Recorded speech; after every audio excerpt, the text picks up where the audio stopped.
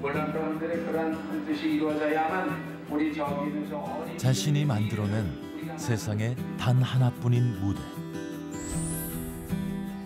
20여 년 뒤 그 무대에서 연극쟁이 김성열은 관객들에게 마지막 인사를 건넸다. 그가 떠나던 마지막 순간, 그의 마지막 무대는 수원 화성이었다.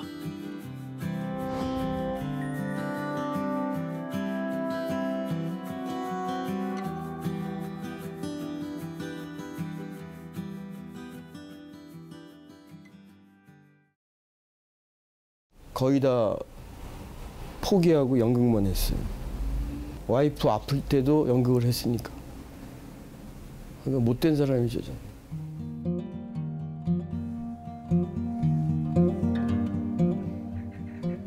저거예요. 작업 노트예요.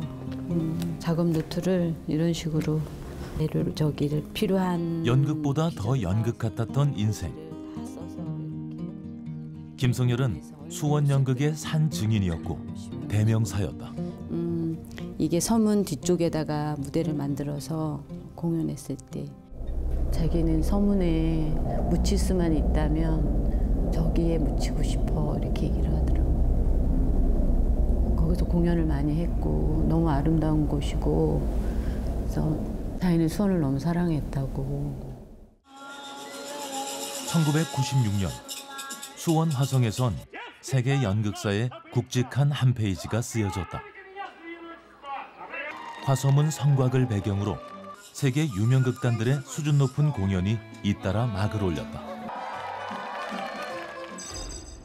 수원성 국제연극제를 총감독한 김성열은 한 번도 경험해보지 못한 무대로 세상의 눈과 귀를 사로잡았다. 그때 당시 심지덕 시장님이었거든.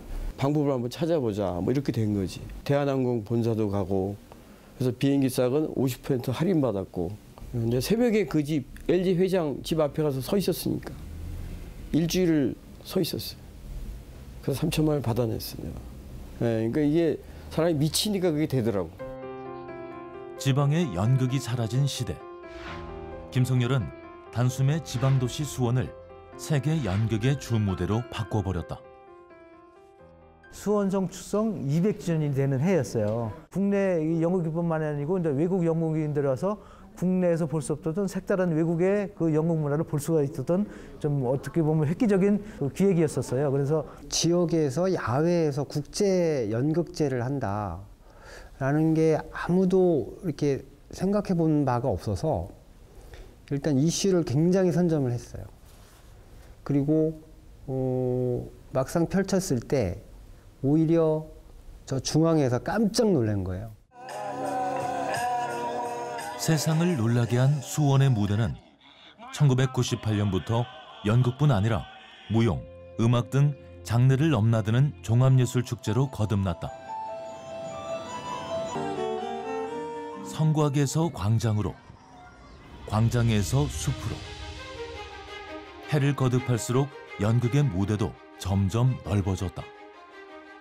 정말 좋은 기획이었다라고 생각되는 게 수원에 아무리 좋은 극장을 만들어 놔도 서울보다 좋지 않거든요. 수원에서밖에 할 수 없는 것. 그게 바로 성곽을 배경으로 공연을 한다든지. 김성열 선생님의 극단 성을 중심으로 민간에서 태동된 수원 화성국제연극제는 1998년 연극제를 위해 설립된 수원 화성문화재단을 거쳐 2012년부터 수원문화재단 주관으로 개최되고 있는데요. 그에 따라 축제의 명칭과 개최 장소도 변화했습니다. 수원화성국제연극제가 2015년에는 수원연극축제로 바뀌면서 연극의 주 무대도 2018년 수원화성에서 경기 상상캠퍼스로 옮겨졌습니다. 초창기에 비교해서 연극제의 명칭과 개최 장소가 변화했지만 그렇다고 수원화성국제연극제의 초기 정신이 사라진 건 아니라고 생각해요. 1997년 초기 홍보물에서 봤던 주제가 바로 자연성인간이었는데요. 그 자연성인간이라는 주제가 수원화성을 거쳐 현재 수원연극축제의 경기 상상캠퍼스의 자연의 무대로 이어지고 있다고 생각을 하거든요. 수원화성과 경기 상상캠퍼스 모두 수원만이 보여줄 수 있는 연극 무대에 대한 탐구 정신의 결과라고 생각합니다. 그 점에서 보면 현재 수원 연극축제에는 김성렬 대표가 지역 연극인의 힘을 모아 수원 사람들의 이야기가 살아있는 연극 무대로 만들고자 했던 초창기 그 모습과 정신이 지금까지 생생히 살아있다고 볼 수 있을 것 같습니다. 숲속 모든 장소가 무대가 되고 연극은 관객들의 몸짓이 보태어져 비로소 완성된다. 따사로운 5월의 햇살을 머금은 수원이라는 무대 위에서 연극은 연인들의 데이트 코스가 되고 가족들의 소풍이 된다. 지금 연극은 수원 문화예술의 대표 브랜드로 자리매김했다.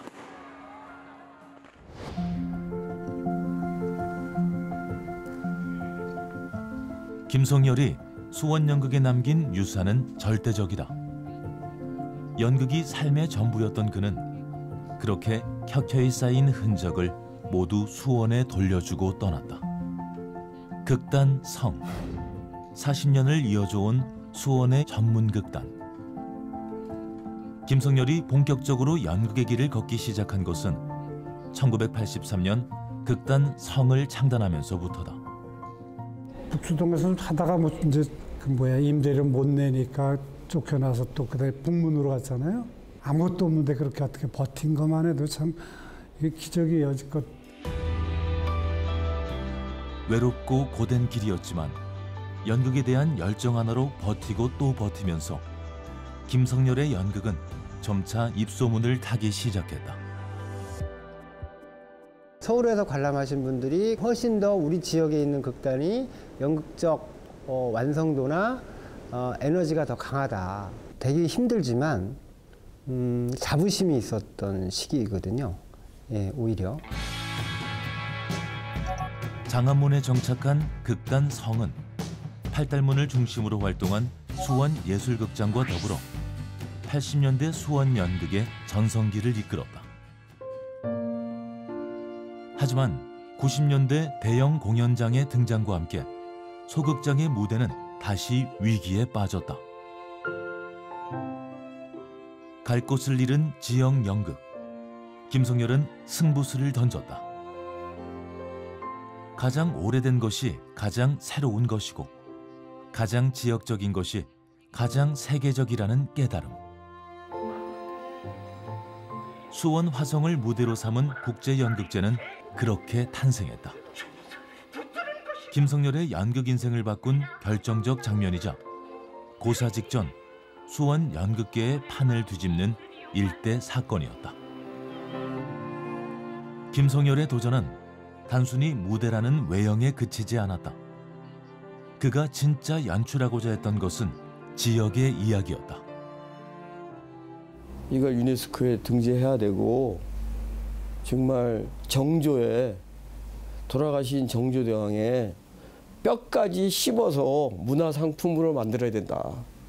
그래서 정조실록 27권을 다 읽었고 그래서 정조대왕을 하기 시작한 거죠. 지역의 한계를 오히려 지역의 이야기로 정면 돌파한 김성렬의 승부는 통했다.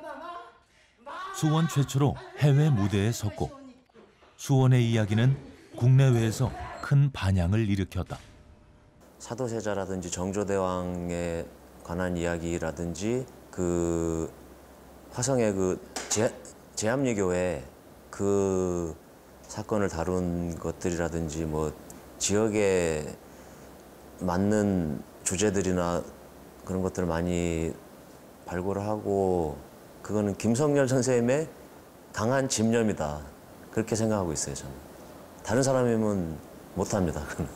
누가 그렇게 시나리오를, 희곡을 그렇게 많이 써서 작품을 하며 3, 40년을 한 길로만 이렇게 배고프고 이렇게 힘든데도 하는 사람은 없다. 김성렬은 수원의 연극이라는 선물을 안기고 떠났다. 하지만 동시에 숙제도 남겼다. 급변하는 시대, 하루가 다르게 변하는 유행 속에서 그는 문화의 본질에 대한 깊이 있는 질문을 던진다.